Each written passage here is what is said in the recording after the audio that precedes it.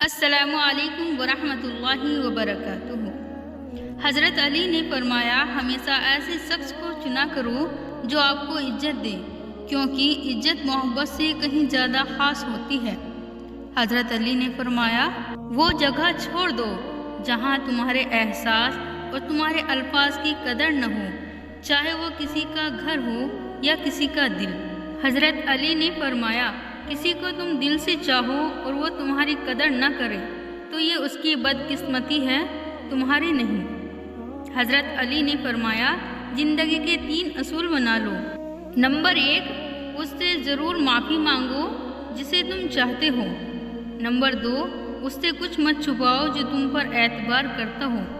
Number 3، اس کو مت چھوڑو جو تمہیں چاہتا ہو۔ حضرت علی نے فرمایا، ہر عبادت کا پتہ نہیں ہوتا کہ وہ قبول ہے کہ نہیں، مگر درود شریف ایسی عبادت ہے جو ادا ہوتے ہی قبول ہو جاتی ہے۔ انسان کی عقل صرف اتنی ہے کہ اسے جانور کہا جائے تو ناراض ہو جاتا ہے اور شیر کہا جائے تو خوش ہو جاتا ہے۔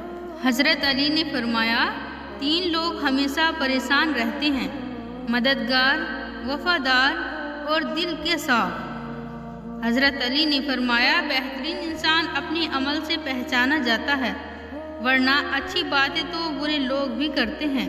حضرت علی نے فرمایا، عزت دار مرد کی نشانی یہ ہے کہ وہ عورت کو کبھی گالی نہیں دیتا۔ نماز چہرے کا نور اور قرآن دل کا سکون ہے۔